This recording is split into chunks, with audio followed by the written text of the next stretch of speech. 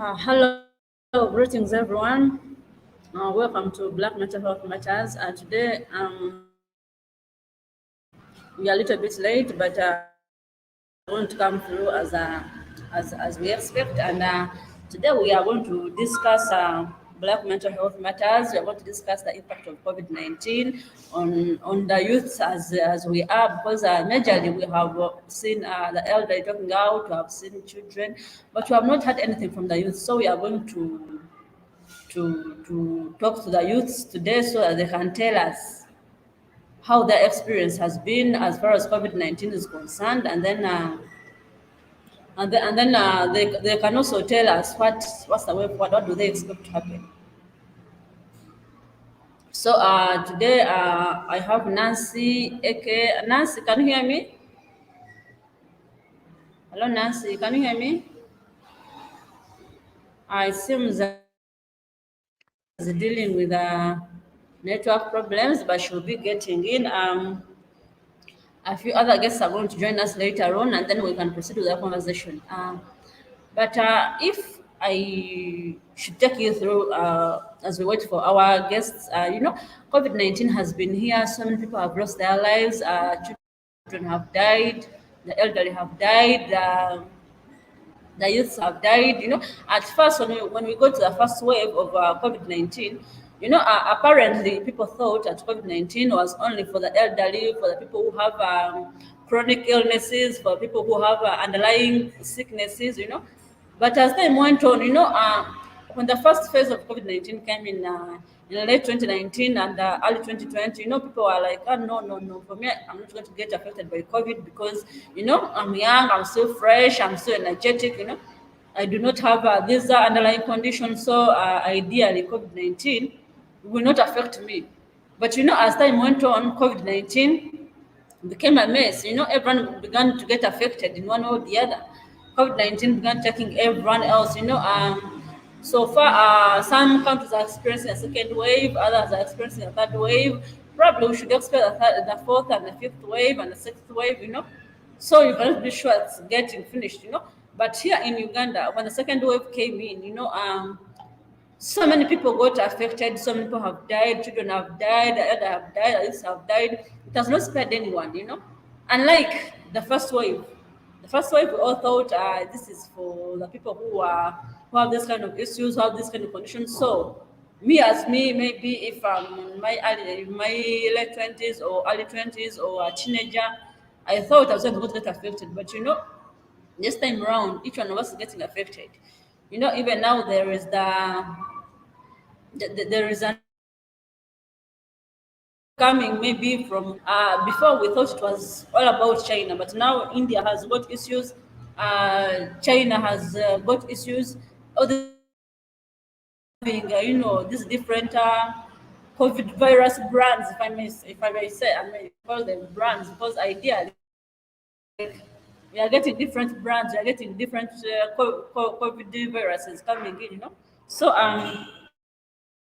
it's really hard. It's really hard for the world at large. It's hard for Uganda, everyone else. We are getting these different issues from COVID. People are getting stressed, people are getting deep in suicide. Apparently, here in Uganda, someone committed suicide after testing positive for COVID-19. Apparently, they thought, how am I going to the virus? So they ended up taking their own lives, and so many other issues. So kids are missing schools. Apparently, we have had a lockdown for so far 2 years, open for 2 years. So it's just that crazy. For 2 years, we have so we have gotten one of our guests, Zipporah. Welcome. Thank you for coming on board. I've been waiting for you. So taking much of your time, you're going to introduce yourself, and then we can get into the conversation as we discuss the impact of COVID-19 on us, the young generation, the youths, that tomorrow, or even today's leaders. So you're going to take us through your introduction a little bit, and then we can proceed. So you can. get well. Thank you. Thank you very much, Claire, and apologies to everyone for coming in late. Network issues.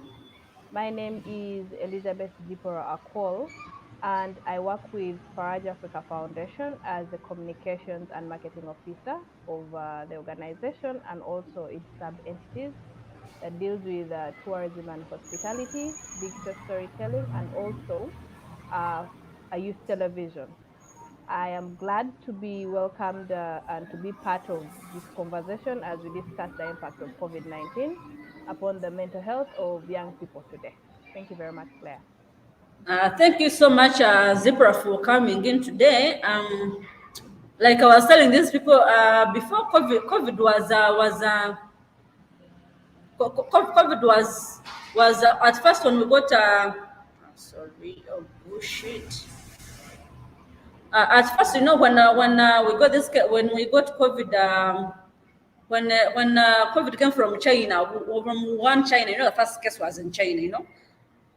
We were like, you mean this disease is for the young people? I mean, for the old people, for people with underlying conditions, and we did not care so much. If I may ask you, because I remember Uganda registered our very first case on 21st March 2020, which is last year.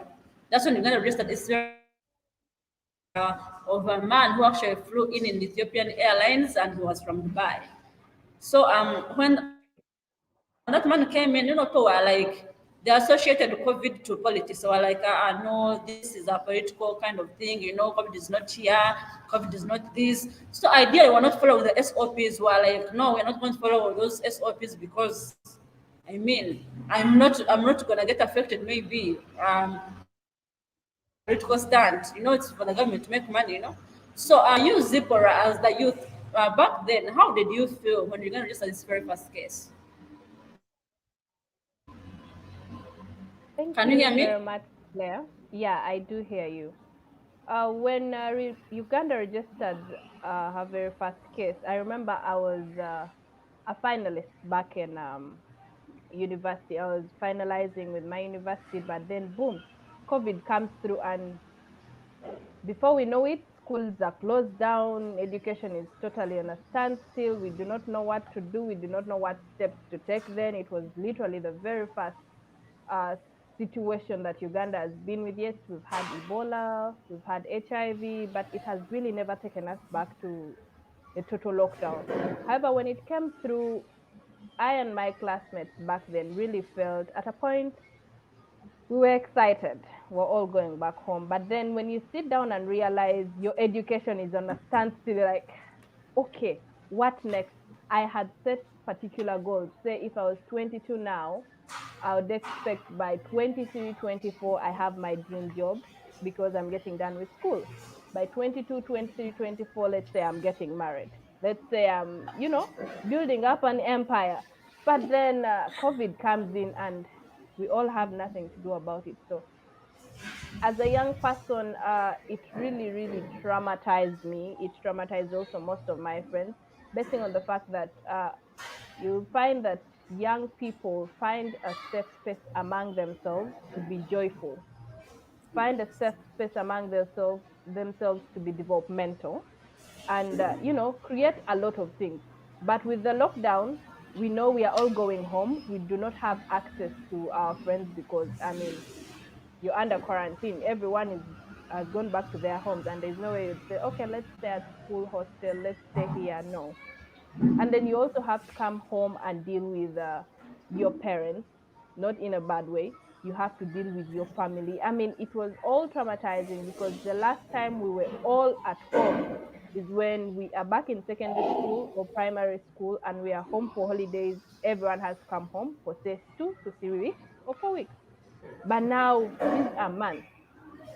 How do we cope up with my lifestyle with the young people and then with my family members, say the old people? How do I cope up with that? So it was really traumatizing to find a way that you have to forego some things, you have to forego seeing some people, you have to forego a lot of things because of the pandemic. So in a way, Yes. it traumatized me and it traumatized a lot of young people. Thank you so much, Zebra, for that. Besides you being traumatized, I was looking at this point on 21st May 2020, where Uganda registered its very first case of this man who was coming from Dubai, you know. When Mm. that man came in, you know, so many people were, because I remember my friends telling me, that is a political stunt. This is, government is trying to use this to make money, you know. So I remember people saying that, and and wearing masks were like, I cannot wear masks. Those masks do not prevent any disease, you know. I'm not going to sanitize. I'm not going to do this, which is actually a different case right now as we speak. You know, people are even buying cases and cases of masks, keeping them in their houses. So at that point, when we got when COVID came into the country for the very first time, how did you perceive it? You, besides you leaving school, going home for lockdowns, but you as a person, when you heard that news, how did the news come? How did the news find you as a person? Well, How did as you a receive person, it? as a person, Uganda is full of a lot of drama. So, on a personal view, of course, I took it as a political stand because I mean we were nearing the general elections. What are we going to do about it? How can we Yeah. just totally lock down everything? Believe me, you almost every young people, almost a high percentage of the young people believed it was a political stand. You find that okay, sanitizers are there, but why do we need them? We are locked at home. You get because there's a saying that goes. I don't quite remember who said it, but as a rich person, you have the power to control those below you. So that is when we also take it as a political stand. We're like, okay, the president, okay, the political leaders, okay, this and that. Is this a way of controlling the young people? Is this a way of controlling Ugandans?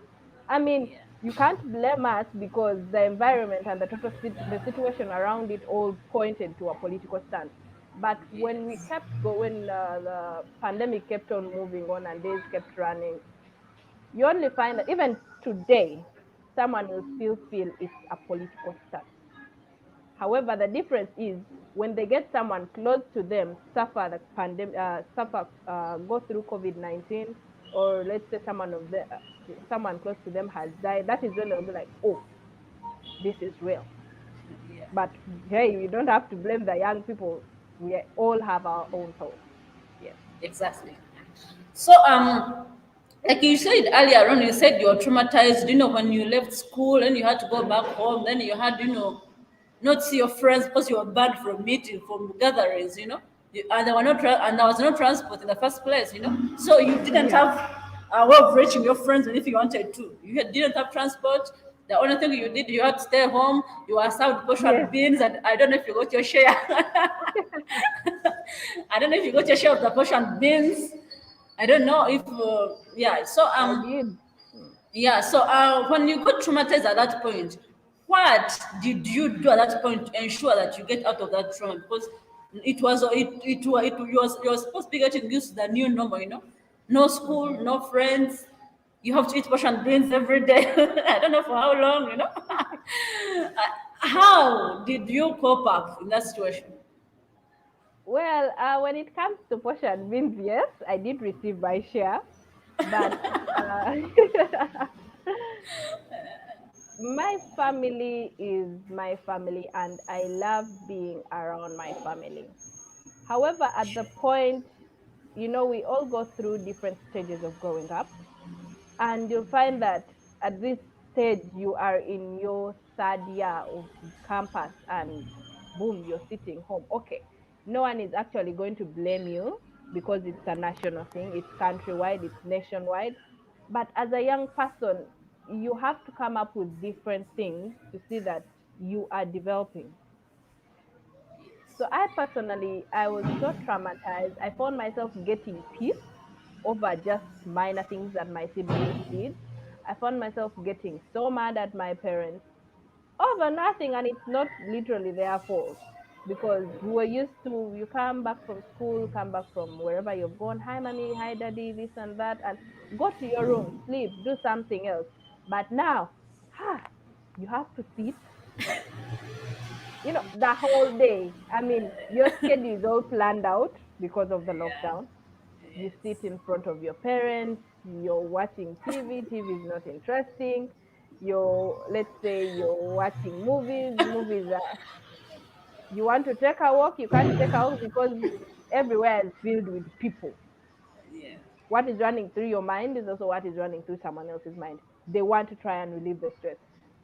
You go to the internet, really, everything is also there. But the beauty about going to the internet then is, as Ugandans, I've learned that Ugandans and young people have learned a way of creating humor out of very tough situations. And in Yes. creating such humor, you'll find that mentally you are okay. You're getting there. You find that you go online, go to WhatsApp, go to Twitter, Facebook, people are having wrangles, they're debating about something, or having memes that will make you laugh. So you'll find that you adopt to digitalization of these things, the WhatsApp, the Zooms came in, and because unfortunately, fortunately, I didn't stop working because I got a job before I got done with school. So with the help of technology, and when Zoom came in and this particular application that we're also using, we found that work is so easy. You keep in touch with the people at work, keep in touch with different clients. You are creating this for other people. So that is how I got to drive away from the anxiety I had, the depression I had. I kept my mind busy doing all these things. However, I would appreciate that the internet greatly helped me in doing all this. Yes. By the way, talking about the internet, let me tell you something about me. Because I was also locked down during that time. Though I Yeah. was essential, but I was locked down. And Hmm. when they locked down, they closed all shops, all of them. No one was Yes. working. No one was allowed to drive. Mm. No one was allowed to, you could only walk. The essentials were taken by company vehicles, all those things. Mhm. Do you know what Mm. happened to me? I lost my What phone. happened? I lost my phone Mhm. towards the lockdown. And throughout the lockdown, I did not have internet. So Oh, really? imagine how I was able to cope up. Just imagine that situation. By the way, I I read more books than I had ever read in my entire life during that time. Because I had no internet, I had no friends to go to. I What I did was to get books, read and read. I read books I don't even know. Even now, I cannot read that number of books in that such a short period. I can't. But I read books. Yeah, and also I had to cram TV programs like you. I had to watch TV from morning to evening. And you're like, eh? Now you know how this presenter talks. You know how Yeah. they dress. You know their it, sound before they come onto the screen. yes, yes. So you know everything about them. Anyway, Yeah. getting along. Like you talked about, it was difficult for you to relate with the people at home. You're facing your parents every day, you're facing your siblings every day. You do not want to go and meet other people because again, you all think about the same thing, about COVID-19. So you, as the youth of today, how did you help your neighbors to cope with their own lives as time went on? Because it was stressful for everyone. People died, others committed suicide, others, went through a lot of harsh stuff. So what was your role in trying to make other people feel better about themselves in the situation we are in? Well, I personally, since I love the internet so much, I wouldn't say I was among those people that created these memes. No, I do believe I have a system in me that once you are close to me and you are someone out there that I really need to get in touch with, I try communicating. In as much as we had internet issues, we had, let's say, people were not working generally, so there's no one has money, but you try to check up on these people. I usually found myself, because I am a person that never sits in one place. I know Claire is somewhere close to me, I'll definitely go check up on her. I know Samuel in somewhere, and I'll also do the same. So since we're not meeting these people physically, at least I try to call them all throughout. Because most of the times we'll sit back and relax and think, Claire is fine. I'm seeing her pictures on all socials. She looks fine. but we do not know what Claire is going through. The pictures, the images that we put out on social media are so fake. We don't know what someone is going through in here. We don't know what someone is going through in their heart or in their general situation or in their general environment. So what I did to make sure all my friends, all the young people around me are okay, is that I kept calling them on a regular. Because as I mentioned, yeah, I was working, so at least I could afford the airtime.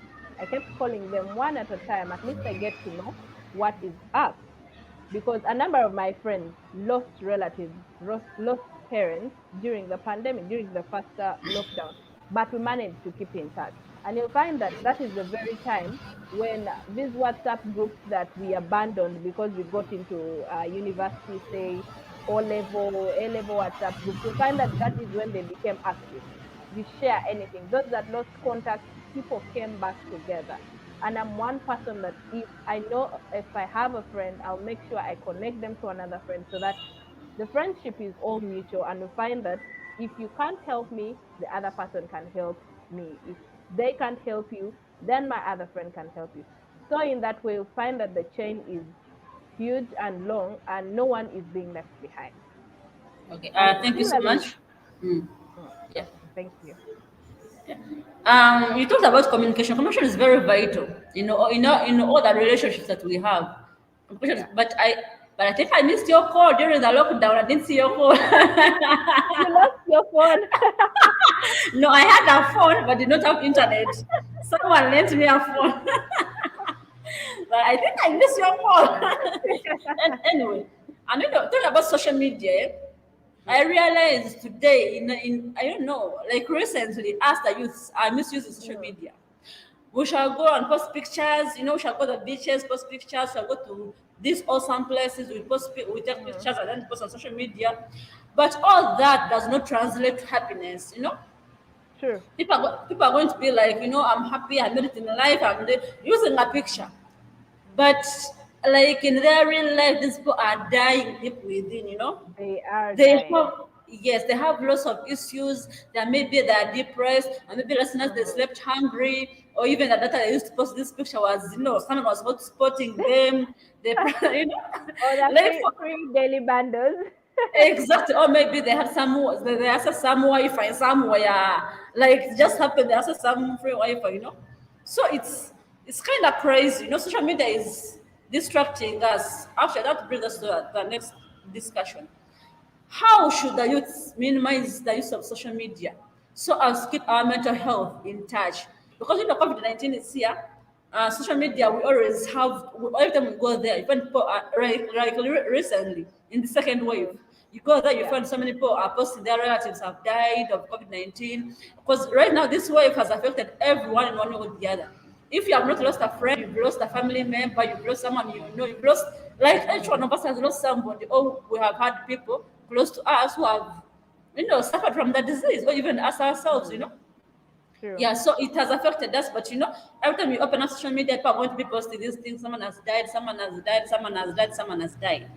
And others are going to be posting, they are maybe having their happy moments, which are in quotes lies, because we are because we're not with them. So how should we use social media to ensure that we keep a healthy mental health status as youths of today? That is a tricky one. However, social media can be used in a number of ways. You want to troll someone? Go to social media, excuse me. You want to be successful? Go to social media.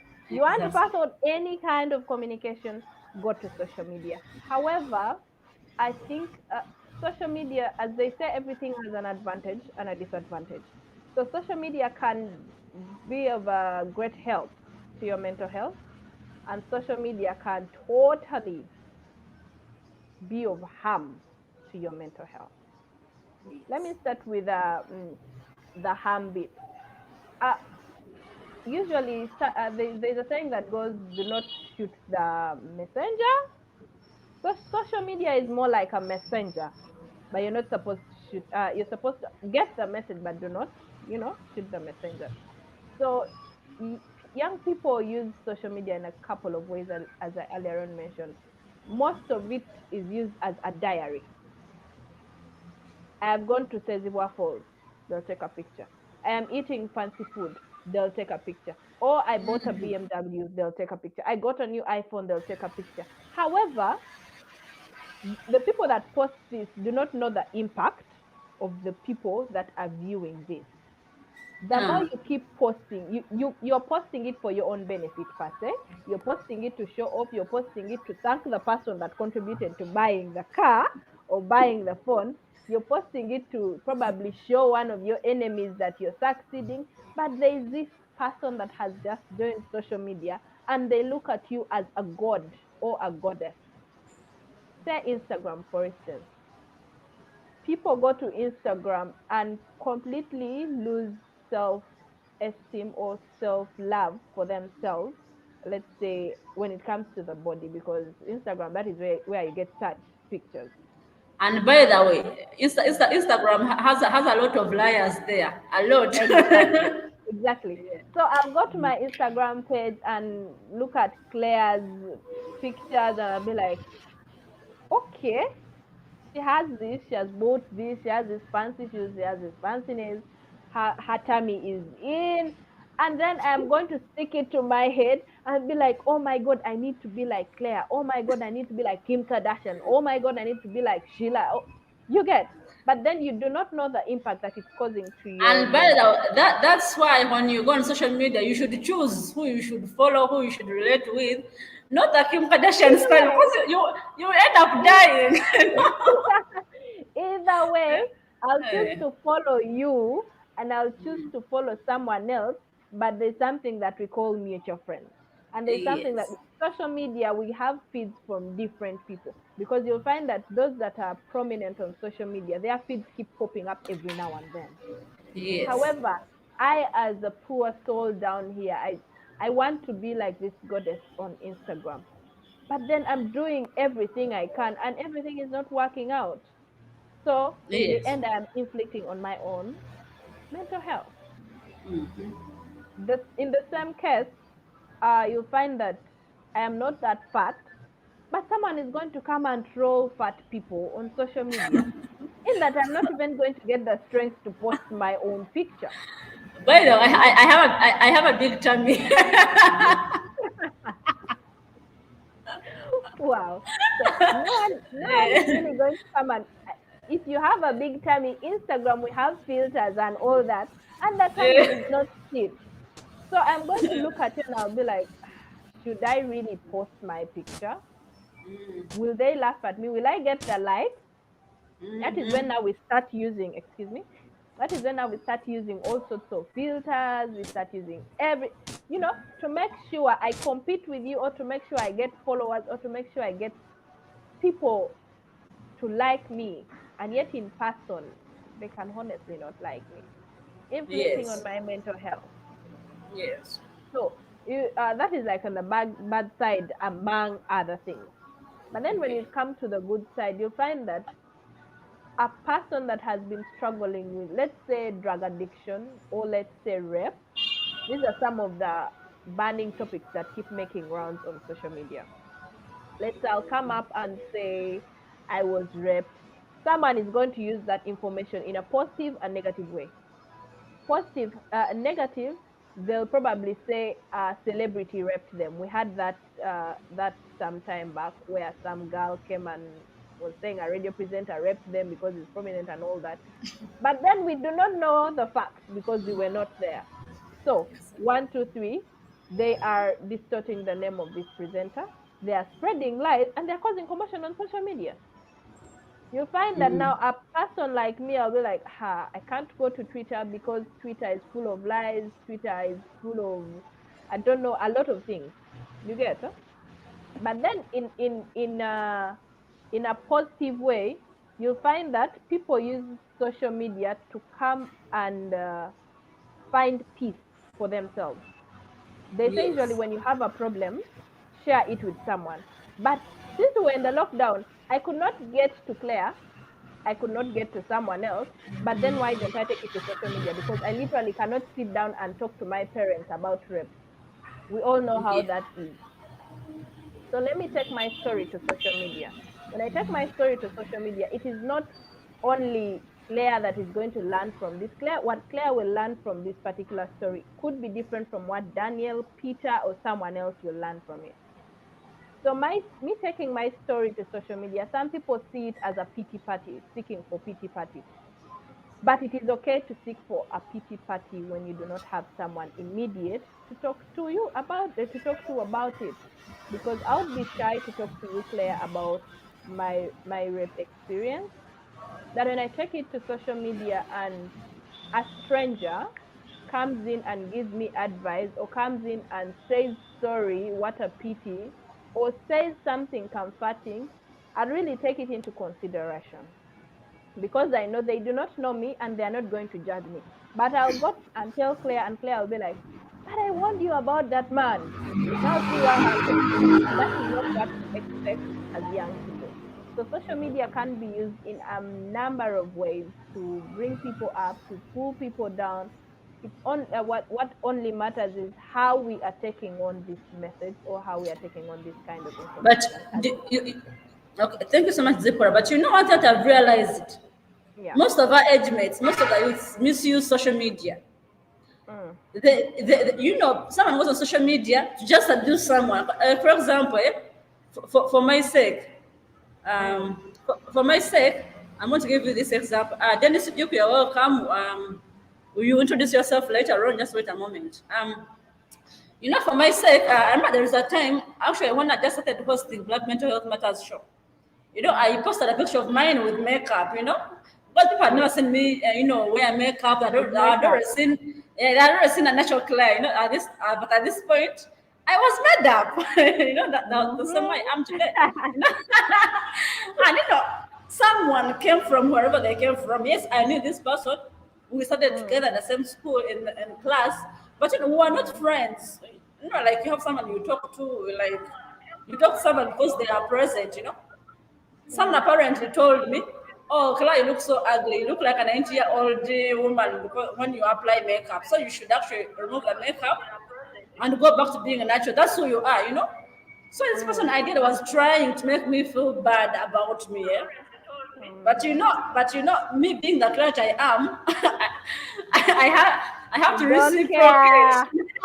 Mm, I don't care, and I also have to make you feel bad about yourself, so that if I come out as a winner, that is the thing. I could not. I don't like dying in my own movie. mm, I like yes, getting out as a winner. So true. that's what happened.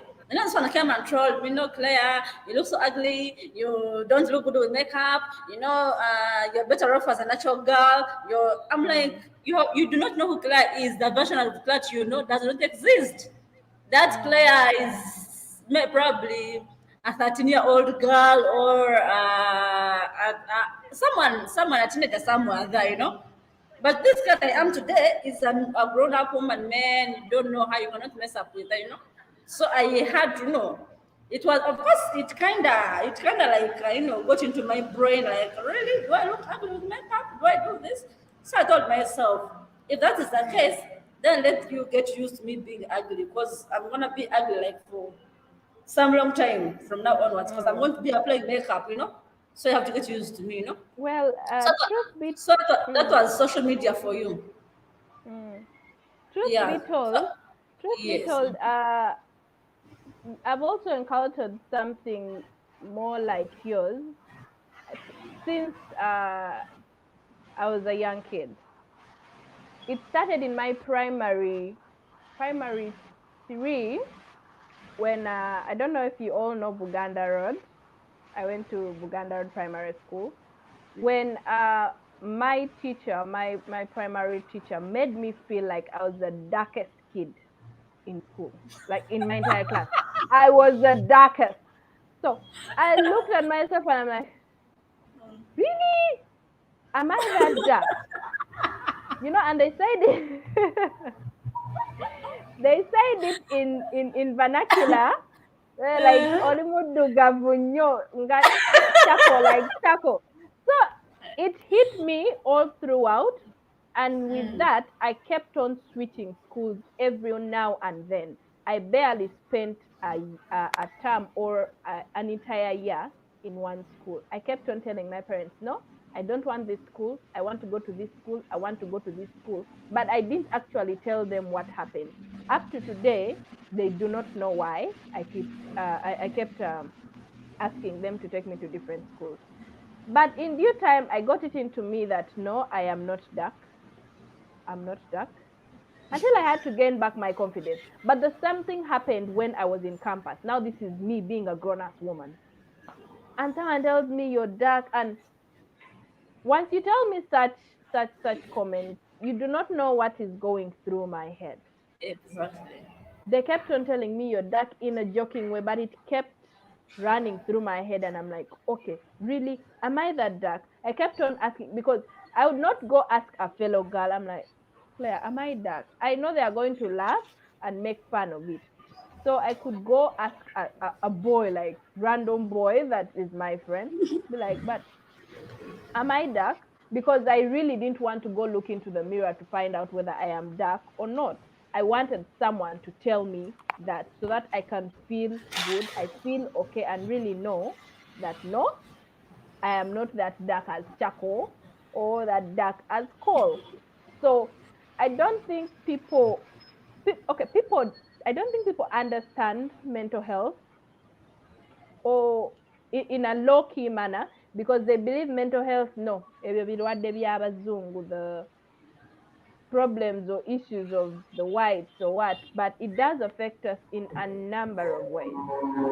The same way the same way a mother would come and tell their kids, wantama, oli musiru, they do not know how that affects this young person. In that the fact that they keep on growing, but they have it in their heads. My mom told me one time, oli musiru. How do you expect this young person to grow up and be successful? It will take me back to the point of how I was not comfortable sitting in the same house with my parents all throughout during the pandemic because I know any minute this, that. And that was not the only problem when it came to me because I'm sure other people have also faced it. You're telling a kid one tama or limusiru, you're useless. How do you expect them to be stable upstairs? I think Ugandans or people out there should learn to should appreciate the fact that mental health starts from a tender stage. Yes. Because if someone told me you are dark in my PTV, how sure are they?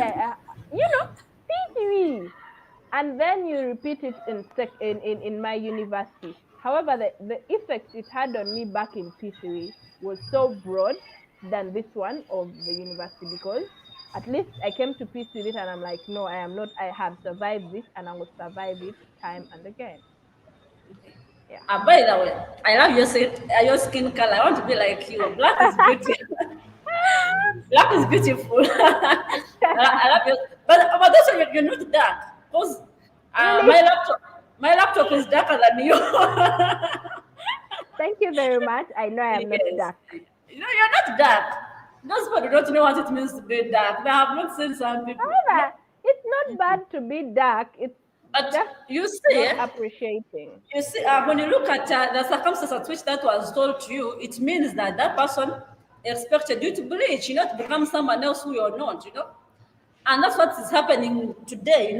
So many people are doing so many things because they want to look like someone. Someone's going to go, and they swallow these tablets or take these injections because they want to look like Kim Kardashian. Someone's going to No, go and, Ugandan Kim Kardashian. it's that's what it is. People are going to do things they shouldn't do because they want to be like someone. And that True. one is a mental health disorder. Exactly. So that's what happened during COVID. During COVID, a lot of things have happened because people have stayed home so much. They have do. And because I've lacked what to do, they have done lots of things that should not be done. Especially as True. the youths, we have, resorted to drug addiction, we have Hmm. resorted to, abusing substances of every kind, we have resorted to sleeping around with people. Some people have been infected with HIV. You live alone, COVID might have spared them, but HIV has not spared them. because they have slept around more times than they ever did in their lives. They didn't have much to do, They didn't. Dennis is awfully too quiet. So, Dennis, you can hear us? Hello, Dennis, can you hear us? What seems Dennis is trying to get his network together. We shall wait for him as we proceed. You All know, right. like I was telling you, so many behaviors have come up, especially us, the youths, Mm, we did not know how to use our time. It was abrupt. The yes. president woke up one morning and said, no more movements. You have to stay home. So apparently, people you did all the ugly things they could ever think about. Drug substance, sleeping around with so many different boys But and girls. early marriages, early Exactly. pregnancies, unwanted pregnancies. All those things happened. So, what do you think went wrong here? Is it because we did not give ourselves time to think straight? Is it because we were trying to blame the government for doing whatever it did? Is it because we did not know how to tackle all this situation by ourselves? Is it because we needed some guidance from the outside world? What exactly went wrong for us to get misdirected in such a manner? Guidance from outside world? No. Time to think? No. We have had plenty of time to think about what we want to be in life, how we want to perceive these things, but we are not entirely going to blame COVID, right? Because as I earlier in my earlier submission, you'll find that you had set your goal straight. Say by 24, 25, I'll probably be out of school.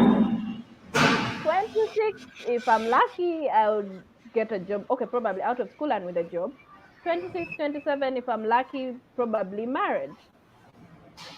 But you're not going to get married when you're not done with school. Your parents won't let you. If they do, they're just doing it because they want bride price and money. They're trying to cut off their poverty levels, just to say. However, girls that rushed into marriage have their reasons. I'll not stand in for them because I do not know their reasons. I'm personally not married yet.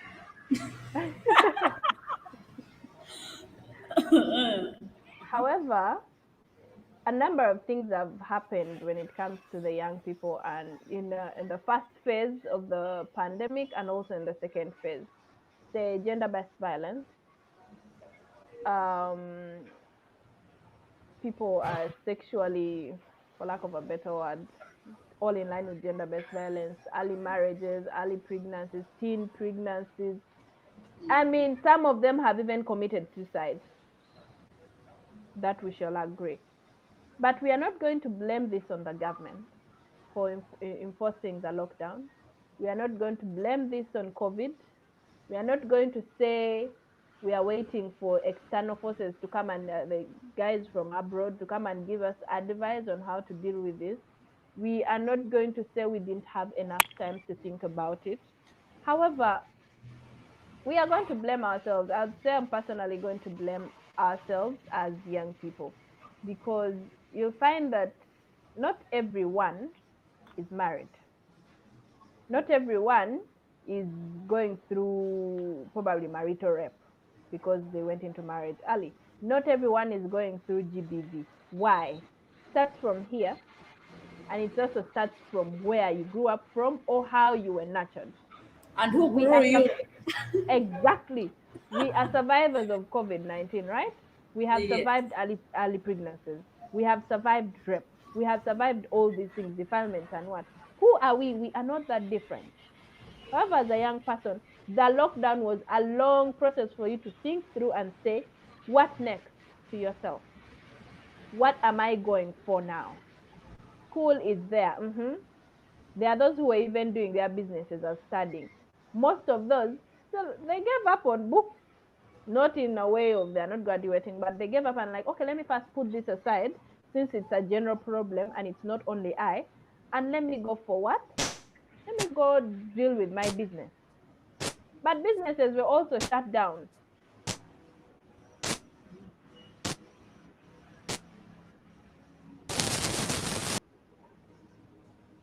Yeah, like you said, businesses were also shut down, and many of us like it was, and it still is today. So many people are still not working. We are still, some people are still home. Like for example, people who work in bars,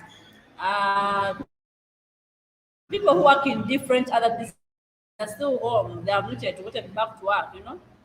Lots of issues are happening. So and talk about marriage. I think during the lockdown, so many people got married out of stress, out of depression, not because they got the best proposals, not because they wanted, they did not want to lose their boyfriends or girlfriends. Maybe it was because of, um, I think that the stress, the COVID-19, that everything, all those issues were all in the same manner. All those issues were all together, all of them. So it was it was really it was really like a couple of things. A lot of stuff were happening, and that's why Okay. people, yeah, that's why people were, yeah, people were getting married not because they had the best people to get married to, not because they had the most beautiful girlfriends and boyfriends out there, but because the situation at hand, they were depressed, they didn't have what to eat, the portion and bills were done, so people were like, you know what, I have to get married to someone to provide for me. We have to be together. I need someone to give me a life. I'm losing myself in all this stuff. If you're living alone, you need someone to talk to. That's where all these issues were coming from, of early marriages, or even women getting married without them, thinking about it. That's what happened. People are like, okay, I'm just getting married because someone so and so and so and so is with me. So Dennis Duke, you introduce yourself later, but tell us, you married, you got engaged in the lockdown. Was it I because you have a lot of sound, a lot of noise in your background, a lot of noise? I don't know. You have a lot of noise, a lot of noise. You have a lot of noise in your background, Dennis. A lot of noise. Can you work on it? Work on your noise. Is it still there? That's Now okay. you're fine. So tell us, you got engaged during the lockdown. Was it because of the Mm-hmm. pandemic, or did you love the other person? Well, not really. It wasn't as a result of the pandemic. It was an idea that had been brewed a year back. So it was actually around December last year when I chose to do that. So it wasn't about the pandemic. It was just an idea that I had way back since, I think, before even the lockdown came in place. Because For us social media in-laws, we thought it was the pandemic that led you to marriage. But anyway, take us That's through not your, at all. take us through your introduction, and then we shall proceed. Who Okay, is, yes, thank you so take us much through. for giving me an opportunity to speak to you, Claire and Elizabeth, and every person that is watching right now. Sorry, I came in a little bit late. As you know, Kampala is uncertain sometimes when you're driving. So I was held up somewhere. Sorry for the delay, but I'm not this kind of person that comes late for more so as special and important functions like this. Just to briefly introduce myself, Dennis Oniala is my name. I go by the name Dennis Duke, as many people call me on social media. I am a journalist, I am a farmer, I am a father, and I'm a husband. And I'm Ugandan. Sorry if I didn't say that. Yes, I'm a Okay. so I'm currently doing a couple of things, but more so in terms of farming and personal businesses. I recently said goodbye to media, and not to say that I've quit it forever. I'll be doing some media work, but not engaged in the day-to-day running up and down of collecting news. I'll be doing journalistic work or journalism work, but not running up and down like I used to a couple of years back. So that's the brief background or simple introduction about me. Okay, thank you so much. So you found us discussing COVID-19 and its impact on the youth's mental health. And then Yes. you found us talking about what happened to us during the different lockdowns we've had, you know. Mm. And we were talking about issues that happened, like people getting married off during a lockdown, guys getting marrying chicks out of nowhere, you know, ladies getting married without thinking it through. Because probably They were not getting me, that. yeah, I was thinking these people are getting married because they needed some support, you know. The food was done in the house, I didn't have food, so let me run to Dennis for That, support, to give me food, you know. So some people are like, you know what, I'm scared of the dark.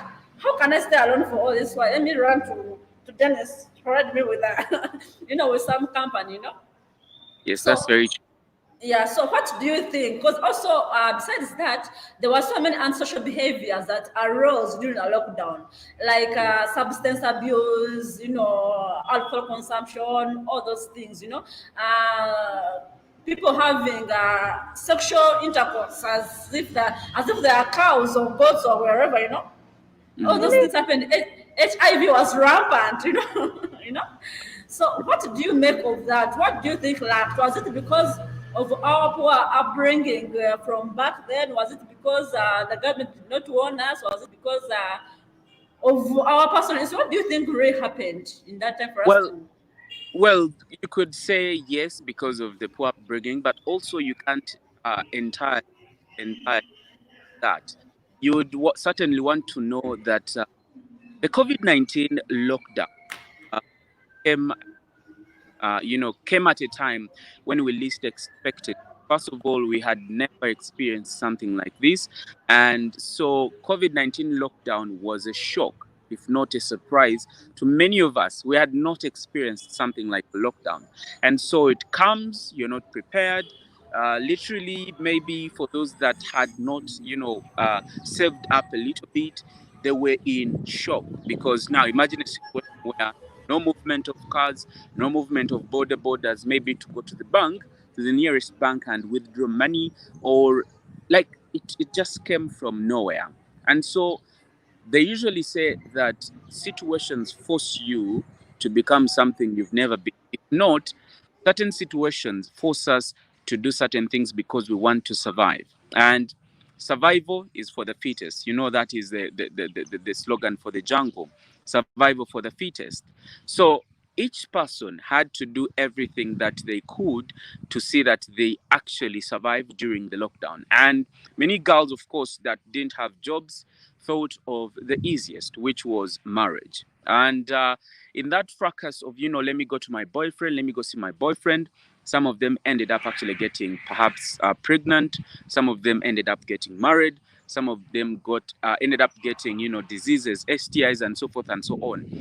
Even those that had not thought of actually getting married ended up getting married. And even those that said, you see, I'm going to keep myself safe, I'm not going to depend on anybody, I'm not going to look at anybody. As much as the lockdown went on for more days, I mean, period after period, because you remember the first days were about 12, and then we went into 24, and then eventually 40, and then before you knew it, some countries even went into lockdown for months. So even those that were steadfast and strong had nothing to do at the end of the day. They had to give in, and giving in to men who had perhaps some little money, and they confused them off. So that's how we ended up in this fracas of marriage, children, and so forth and so on. And it's very bad that some of the people that actually got married were young girls that were underage. And so you're going to see, we saw actually, because COVID has been around for some time, but the impact of COVID-19, whether on young people or even on adults, is going to live for a lifetime, because this pandemic was one that has never happened before, at least since the World War II or World War One. So the impact of COVID-19 is going to live on for at least some time, because one, we are going to see children, we're going to see abuse. Actually, we saw a lot of violence in homes because children had now come back home. Look at a situation where children are just home for a couple of months. That's way before COVID. So they come 1 month, they go back to school. But here, you're sitting with a child for about 6 or 8 months. Children are not easy to raise, they are not easy to handle. But look at a situation where a parent had got stuck with their children, and not one, not two, but a couple of children. So you realize that child abuse was also on the rise. In just addition to, sexual violence, child abuse was there. You saw a number of people, different reports, police reporting that crimes had actually risen because the youths didn't have anything to engage in, more so any economic activity. So you realize that if you're not being productive, what is left for you is definitely getting into people's properties, and that's why we saw a number of crime rates, different crime rates increasing in the country. So COVID-19 has had a lot of impact on both negative and positive. And now imagine a school that wasn't prepared to teach online had to now invest in equipment to be able to teach its students online. Imagine a parent that didn't think they would go online at some point, investing in their children, buying tabs, buying phones, buying internet, something that was never here before. And as you know, the country, as Uganda, we are struggling with poor network facilities. We don't have the internet. The internet is way high. It's so expensive. Even me trying to access this particular stream, I had a couple of difficulties. The network in my house was really poor, something that has never happened before. I was very so until I had to come out to see to get some good network. So coupled with all that, it was still very hard for young people to access, services like education. And as I speak today, some of them do not know what is next for them because the government hasn't yet even, announced when these children will be going back to school. So the impact of COVID-19 on young people hasn't just been sexual; it has been economical. Some people, some youths actually lost their jobs. Imagine a person who was dependent on a job, one job, source of income, being stopped for a couple of months, and before they knew it, they had been sacked or fired or laid off. I've seen a couple of journalists in the country uh, denied salaries, not because perhaps the companies don't want to pay, but because even the companies didn't make any profits. So what do you expect it to do? Nothing. And the only option they have is not to pay. And if they do not pay, the journalists also don't have a source of income. And I'm not just speaking because I'm a journalist, but I'm speaking from the sense that there are so many people out there that we may not have heard or not have seen complain, but they've really, really been hit hard. And when you talk of economical, the economy has really been dwindled. That has been really doing bad. And even those that hoped that government would come in and chip and help were left hopeless. And that's the kind of situation we are in right now. And the worst thing that was there was because young people were not accessing their peers. That is social distancing that we had as one of the measures to curtail the spread of COVID-19. They had to stay in one place. Now, staying in one place, Claire and Elizabeth, you know what that means. I mean, you have no access to a couple of things. You can't go to social places. You can't meet your friends. That anxiety alone causes one to actually get depressed. And when somebody is depressed and then they cannot access health facilities or things like, health care, or maybe have access to services that could help them regain back their lives, then it becomes very hard. Imagine you're depressed, but again, you can't move to seek. Anybody can't come even to counsel you. That's the kind of challenge we had. We also saw a rise in social media usage simply because kids were home and they had access to information and stuff that they weren't supposed to. Imagine a child having access to pornography because they're using tablets all the time. They're exposed to different, apps online, and everybody has their own target. So they don't mind about whether it's your child or whose child. What they are looking at is making money online. So these children and youths had access to pornographic content. Which pornographic content? The adverse effect of a child having access to pornography. They were watching things that weren't supposed to be watched by a minor. So all these coupled with a lot others have led to mental issues among many young people. Claire, your We can't microphone is hear muted. you, Claire. Talking about mental health, like our topic today, most of us, as the youths, we do not actually, on many occasions, we do not actually know we have mental health issues. We do not know that. Yeah, for us, we think it's normal. Someone lives with depression, day one, day two, day three. They think it's stress, but there is a very big difference between stress and depression.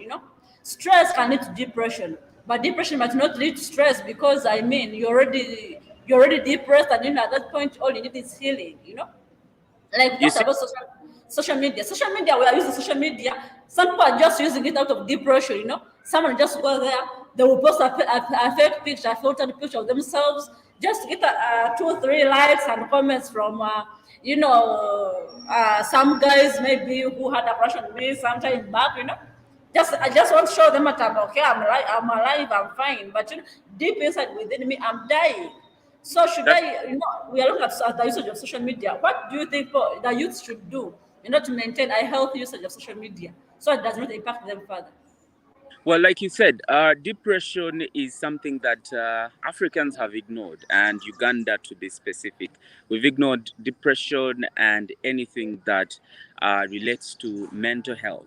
One thing I can tell you is depression. Many people do not know how it looks like, but it looks like me smiling. The way I am smiling right now, I could be Exactly. smile, but yet deep inside I'm actually dying. And for us Africans, as men mostly, we are told to be strong, we are told to be fierce, we are not supposed to show any sign of weakness. I mean, every human being breaks down at a certain point for whatever the reason could be. And if you've instilled the culture of you can't cry as a man, I mean, how then do I express what I'm feeling inside?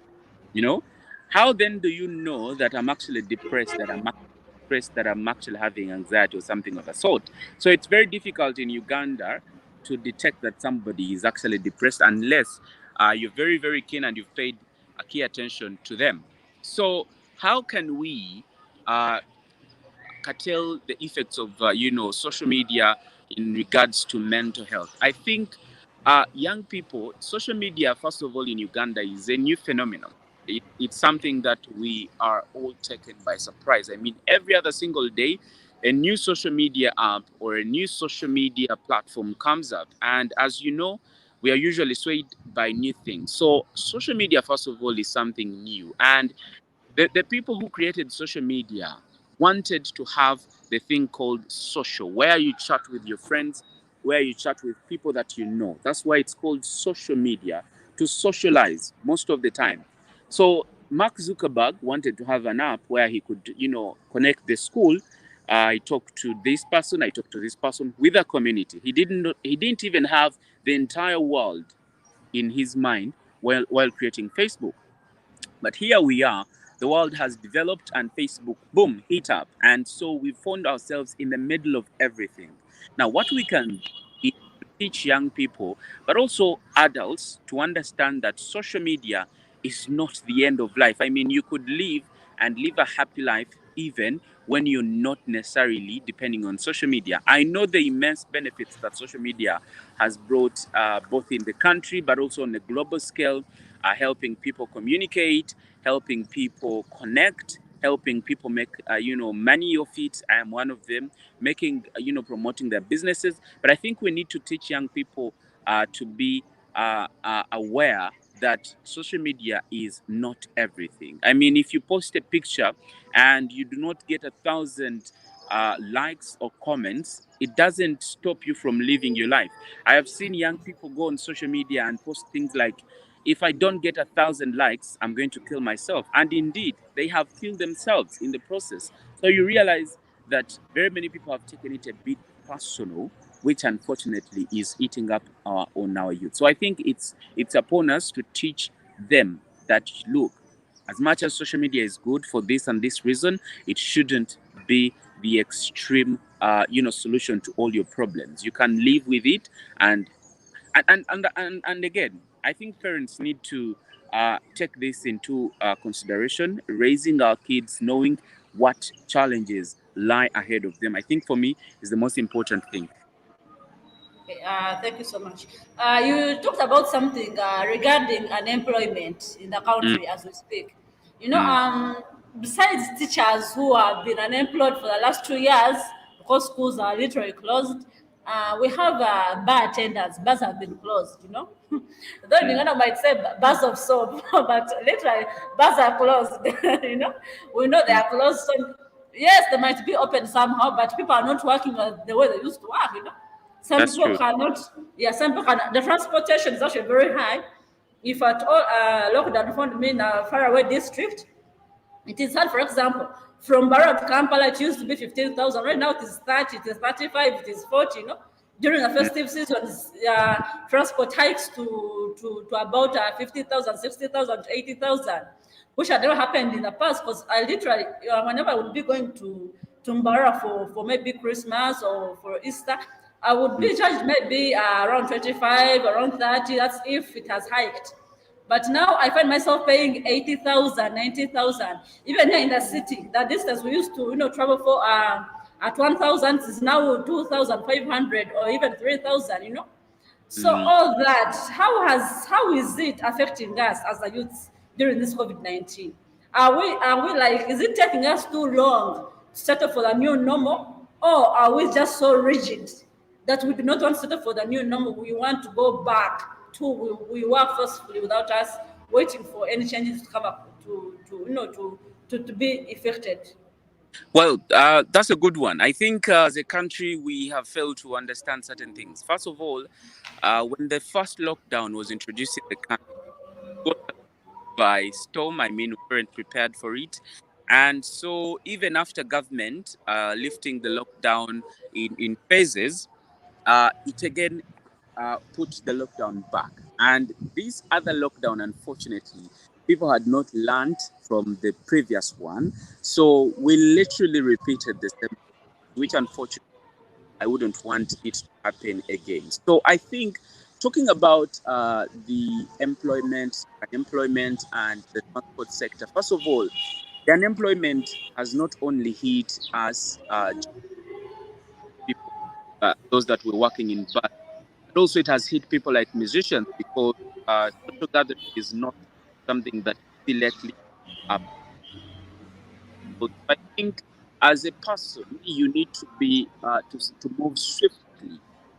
Every other time you meet a challenge, this let us treat COVID-19 and its effect as a challenge in our daily lives. Like we need to move away from the fact that yes, the government has locked down. What happens when government locks down for more 3 or 4 months? What will happen? Will you just die because well they locked your place of work? As a country, as a person, on a personal level, we need to wake up and be swift.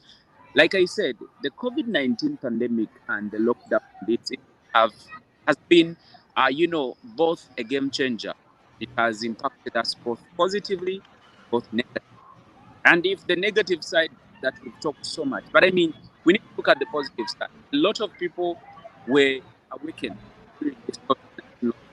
Me myself, there are certain things that I thought I'd never do, and I did them. There are things that I thought I'll never do, and eventually I realized that I put myself on the task. I put myself on the line. That if it's a situation that has come, we are going to live with it. In fact, for me, I had I got that during the first lockdown. I knew COVID-19 was here and it was here to stay. Just like we had AIDS or HIV, it came, it terrorized the country, people, and okay, so we've managed to live with it. And I think people need to adapt.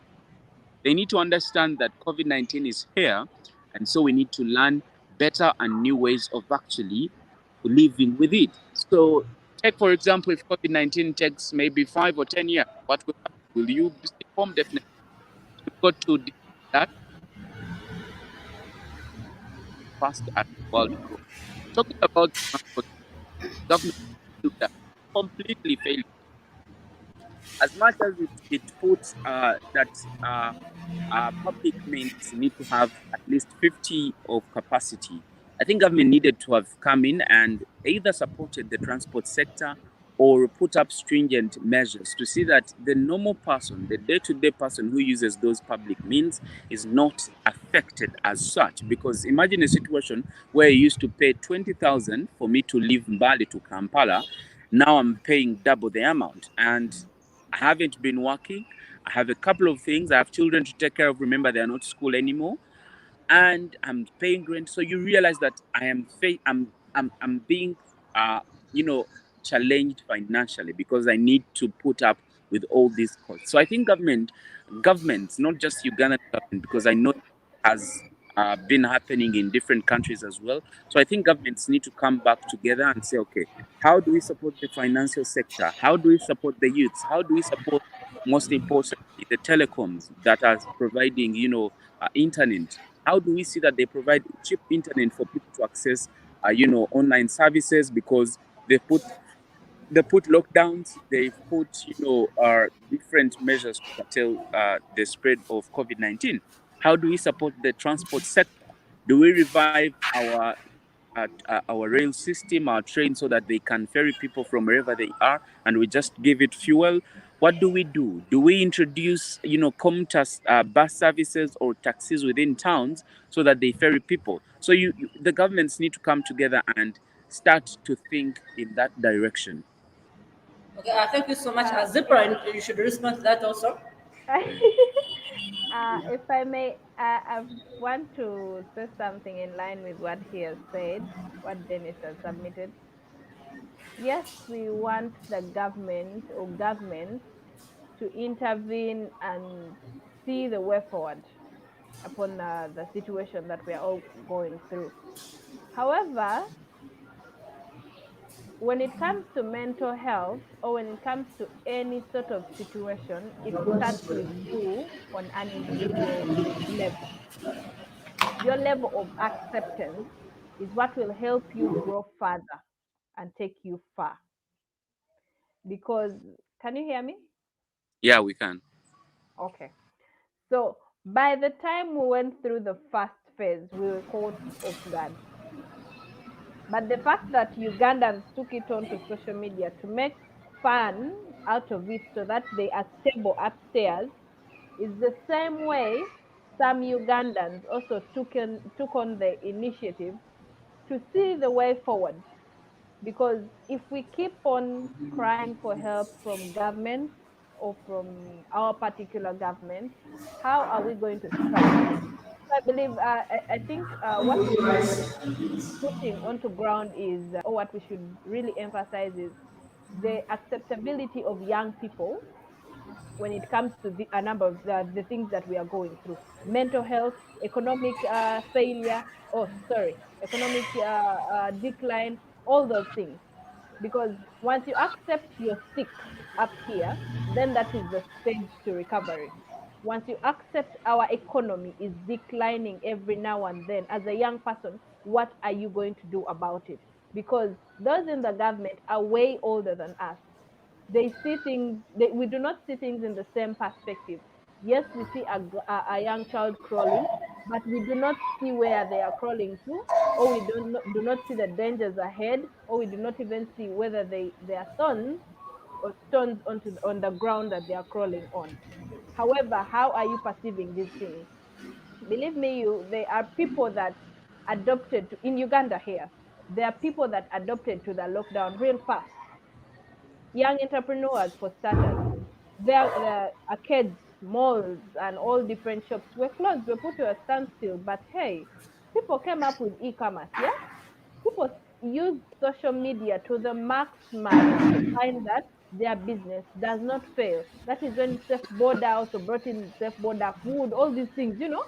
All these things were in a maximum. You'll find that there is a Kikubo online. Kikubo online. People are Dennis, your sound. Okay. Yeah, sorry. Kikubo online, people are ordering these things online, and what? Because we are under lockdown, at least there's food delivery ongoing. Yes, we need, let's say, there are parties. We have 1 to 3 people for a birthday party. People are ordering cakes and they are being delivered. People are building. houses. However, it will all come down to our mindset. Are we accepting the fact that COVID is there? Yes, COVID is there. What are we going to do about it after? What is the way forward? You get? As young people, we have to see a way forward. We have to see how we can keep pushing because we have rumors of the third wave coming through. What next? Are we also going to say all the third wave caught us unaware? No.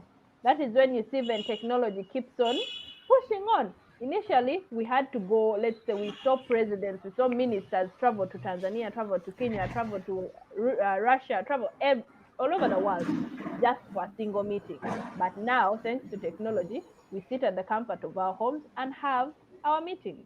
Thanks to technology, we are here on this platform, and I'm sure people are also following us on YouTube. So I believe in line with this, we have to just accept and also teach our fellow young people how to accept these facts and keep on pushing. Because the more we look for who to blame, the more we just stay there stagnant and do nothing at all. Okay, That's why I thank you. answer me. Thank you so much, Zipra, for your submission. Talking about people traveling the world to attend a single meeting, recently, the president of Zimbabwe had to fly out. Did you see that story? No, he had to fly out to go for a meeting which he felt to attend on Zoom because the network in his country was poor. you, you know that you saw that story, Yeah, over yeah. social But media. either way, when it comes Yeah, to network, all those things, we have faced it all. yeah, OTT came through and it was also yeah. scrapped off. But what are we going to do? Let me tell you, Ugandans, when it comes to social media, there are those, just like we had such students in class. I'll come. I have read all throughout the night. We are going for a paper. But then Claire will ask me, hey, have you read? I'll be like, no, I'm just going to write whatever comes to my head. So that is also with us Ugandans on social media. A Ugandan is going to go do their business in the back view and then come and cause chaos, total chaos on social media. They'll start Yes. making noise. They made noise about OTT. It was scrapped off. When OTT is scrapped off, they are making noise about the 12%. Is it 12% tax that was put onto the internet? How for how long are we going to keep making noise? We'll believe it that today, data or the internet is one of our essential needs. Without it, you are gone. Even the person down in Chikubo will need data because someone ABCD shared a contact and they said, oh, Dennis has nice shoes, or Claire has nice pretty dresses. So acceptance and really loving these things is the way to go. Also, and because it will also help us with our mental health in the same line. Once you accept this, you get to know, oh, I'm not going to be stressed about work, about money, about all these things. Yeah, even about Okay. education. Yeah. Oh, thank you so much, Liz, for that. Talk about acceptance. Should I assume, because the youth, according to the latest happenings in the country or globally, it seems the youth have taken a lot of time to accept that COVID-19 is actually here, and it is here to stay. We usually hope tomorrow things are going to change. Usually, I hope tomorrow I'm going to wake up and the president has opened up bars and the beaches are open and the musicians are back on stage and I want to watch Halima Namakula, do her song. We are hoping for those things. And by hope, it means we have failed to accept the fact that COVID-19 is here. It is here to stay. We have the new normal and we must live with it. So should I assume that we are taking longer than we expect to feel ourselves into a new normal than we should have taken before? Because to me, I assume that is time wasting. The longer we take, the more time we are wasting, and the longer all the other things we're supposed to be dealing with are taking. So should I assume we are taking long to understand all this situation? Dennis, you can go first. Yeah, that's very true. Many of us have not accepted the fact that COVID is here and is indeed here to stay. Like I said in my first submission, when I realized that, because I looked at different pandemics that have happened previously, and one of it was the HIV pandemic that hit the different countries. I think a couple of years ago, around 40 or 30 years ago, and the pandemic was very severe because it killed roughly around over 50 million people, and 50 million, that's a lot of people. So it then shows you that what did people then do? They accepted to live with it, and the same should have actually picked. We should have actually picked a leaf from the HIV pandemic to actually say, okay, COVID is here. How do we live with it? In fact, when they put lockdowns, I said, okay, they shouldn't have put it. Of course, I was naive, or I was arguing from my personal perspective. But again, as much as the lockdown helped us, we needed to have put in place that we're going to stay, and we teach them that, hey, look, we're never used to doing this, but because of the pandemic, we're going to do this. So I think we now then need to, government just doesn't need, it doesn't just need to, for example, run adverts about the fact that there is COVID-19. No, it should run adverts telling people, hey, COVID-19 has been here and it's going to be here.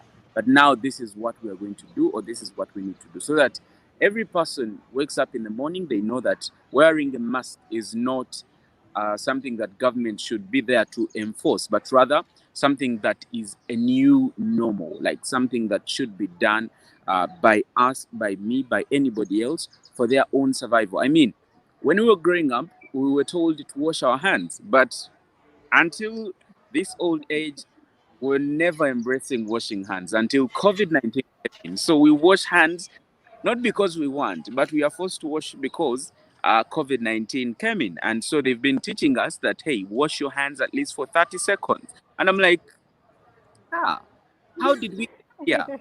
We've all been ignoring something that all our survival depended on. Just washing hands. I sometimes go to town and I find people not wearing masks, and I'm like, oh, so I'm the only one wearing a mask here. And I think it's because, again, Ugandans, we are just, I think, big-headed. Sometimes we you see, they bring up something good in Uganda, and within 2 days, we've already left that, jumped on another. So I think governments need, or people, or individuals need to learn and need to teach others that, look, this is here, and this is how we're going to live with it. I think that's what I think for me. Zipporah? Acceptance. Hmm. Well, Ugandans are not really taking long to accept the fact that COVID is here. Uh, Dennis said something about going to town.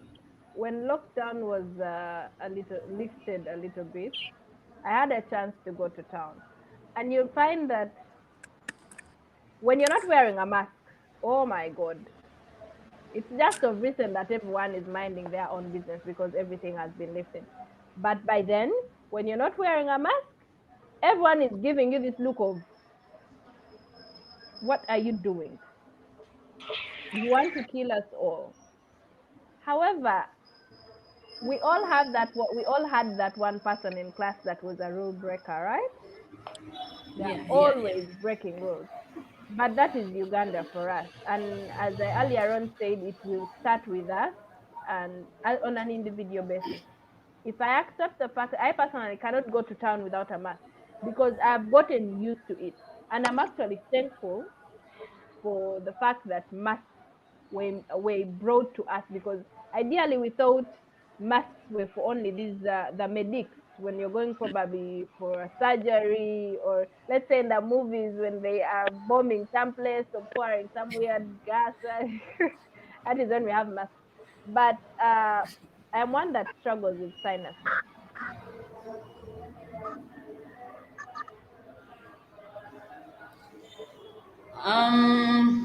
So sorry about Liz. Her network has cut her short, but I think we need to conclude this broadcast, though Dennis, we came in a little bit late, but we have surpassed the time we're supposed to be spending, because I need to give you some time to give in your submissions, you know. I need to give you a chance because because you told me earlier you want to come in late, so that's why I gave you that time so that you can give us what you think about us and COVID and new future, or the new number we are living in, So Thank you so much.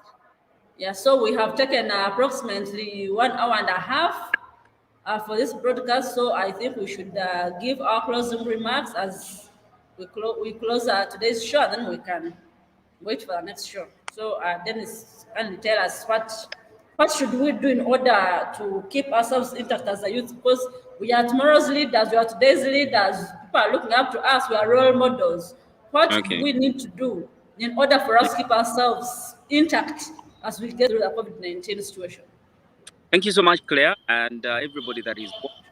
Things uh, Elizabeth said we need to accept the fact that this is here and we're going to live with it. That's the first thing we need to do. Second thing we need to do is to try as much as we can to embrace the different measures that government has put in place so that we can live to see tomorrow.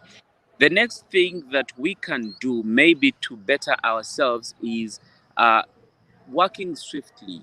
Always know that something has happened. It's just like when you have a breakup. You need to understand that it has happened, but I mean, life has to move on. So we can't live in the past and, complain about the impact of COVID-19, the lockdown. We need to swiftly move ahead and find something to do. Also, we need to give as much access. Many young people, we need to give them access to different spaces. Say, for example, they need maybe circles or clubs where they come and they somehow get help. I mean, people need to seek help. For example, those that are depressed, those that are stressed, those that have anxiety, they need to have access these places or these spaces so that they are re-energized, and then we prepare them for the future that is yet before us. Yeah, thank you so much. Liz, while you were away, we initiated the closing remark segment. So kindly give your closing remarks, tell the youths what they should do in order to keep their mental health afloat during this pandemic. Because it's here to stay. We need to live with it, It's not going anywhere tomorrow or the next day or the next year or the next century. It is here just like AIDS is. We just have to live with it. We just need to understand that this is it. So I'll give you closing remarks so that you can help someone out there live a better life. Oh, let me first apologize for my internet. Do we still have AIDS? A lot of it. A lot of it. Anyway, to the young people that are watching this right now, or to the young people that will still go back and watch this when the live has ended, I want to tell you to keep safe. Do not believe everything you see on social media. Do not believe everything you are told. Growing up, I was told when you go make your hair and three people do not compliment, do not say, oh, this is nice, you're looking good, you're what, then you're completely not smart. But either way, we have very many things they tell us, but they don't seem to work. So all I would say is adopt fully to whatever is coming, because there is more that is coming ahead of us. Adopt to the technology, adopt to the restrictions. If we have another lockdown, do not beat yourself because there's another lockdown. Believe in yourself, trust in yourself, stay safe, follow the SOPs, and do not forget your friends, because you could be the only one that has the ability to save them from whatever mental health issues they are going through. Thank you. Thank you so much, the both of you that have shown up for today's show.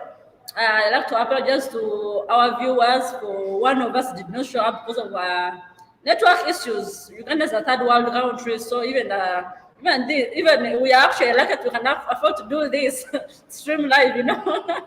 We are blessed that we can afford to do this. It's a hassle being a Ugandan. It's a lot of work. So The job, eh? The real job.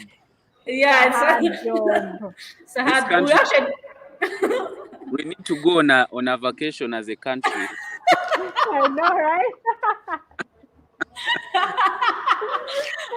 No, we need to actually to get paid for being Ugandans. It is really a Talk lot about of it. work. I know. Anyways, we want to thank whoever has been tuning in globally. I see people from the UK, I see people from Germany, I see people from Zambia, I see people from West Papua, I see people from Dadab. I don't know what that is, but thank you so much for tuning in. Don't take it for granted that you're watching us. From me and our people, I think you have learned so much about mental health. If you're the youth out there, you know what you're supposed to do, what you're supposed to abandon, so that you keep afloat as regards to your mental health. And then to everyone else, even if you are an older child, this is a fruitful discussion. You should learn from it. And from me, from Liz, we are right here in Uganda. We say good night and greetings wherever you are in the world. See you next time. Dennis, thank you for coming in, though you came in late. Liz, your network was so bad, but thank you for coming in. Apologies. Yeah, yeah. See you next time, guys. I will be up to host you some other time. But for Okay. now, good night. Good night. Can't wait for the next opportunity.